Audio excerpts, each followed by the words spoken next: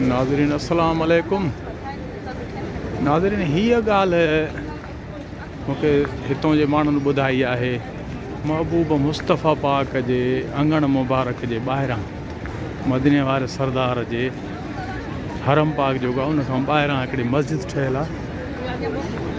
हिन मस्जिद लाइ ॿुधाइनि था त इहा मस्जिद उन माई ठाराई जंहिं ते जेका माई पहिरियों त महबूब मुस्तफ़ा पाक जे रस्ते मुबारक ते कंडा उछलींदी हुई, काफ़िराणी हुई त जीअं उनखे तकलीफ़ आहे मालिकनि खे ॾियण जे लाइ।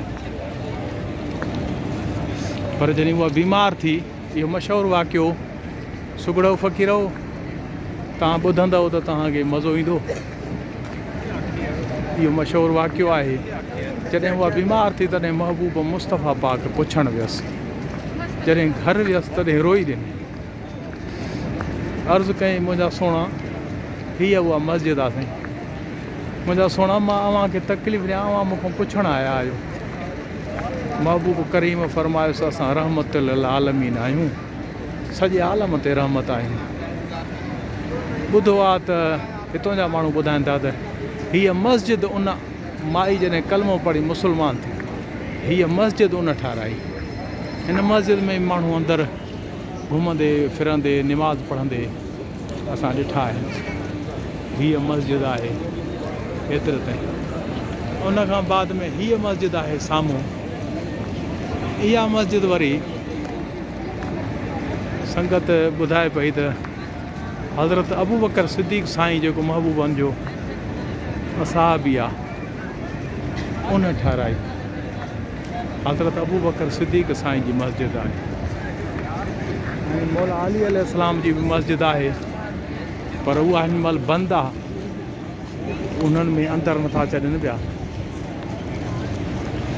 हीअ उनजे वट में दुकान आहिनि, उन में हर शइ पई आहे, ख़रीदारी हले थी पई। हिते करोड़नि सां रांदि आहे। हिते अरबनि जी ॻाल्हि आहे। हिते पाण बि अरब आहिनि त अरबपति आहिनि। महबूब मौला अली अलैहिस्सलाम जी मस्जिद मुबारक इहा साम्हूं आहे। इहो मुनारो जेको नज़रे थो, इहे जेको मुनारा नज़रनि था, इहा साम्हूं इहा मौला अली अलैहिस्सलाम जी मस्जिद ठारायल आहे।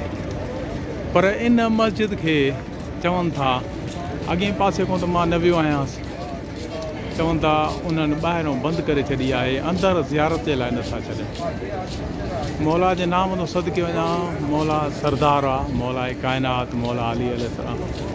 हीअ महबूब करीमनि जे सन पाक खां थोरो परे आहे, थोरो परे आहे। सुभान अल्लाह जो रंग आहे। हे सभु ज़ियारतूं कयो। बाक़ी हज़रत अबू बकर सिद्दीक़ साईं जी मस्जिद साम्हूं आहे, उहा बि हज़रत अबू बकर सिद्दीक़ जी ठारायल आहे, पंहिंजी आहे, नंढड़ी हल्की आहे। उन मस्जिद जो बि तव्हांखे दीदार था करायूं। हे मथे गुंबज़ अथसि,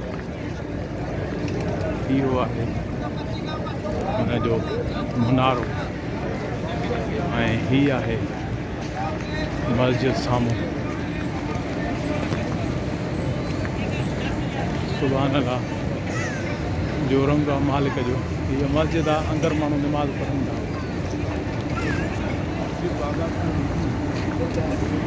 सुभान अल्लाह, सुभान अल्लाह जो रंग आहे। मौला जे नाम तो सदके वञा, शहनशाह करीम आहे। सुभान अल्लाह, ज़ियारतूं कयूं अथव। मौला तव्हांखे आबाद कंदो। मौला मदीने वारो सरदार ख़ुशि कंदो तव्हांखे। पंजतन पाक सदके आबाद हूंदव।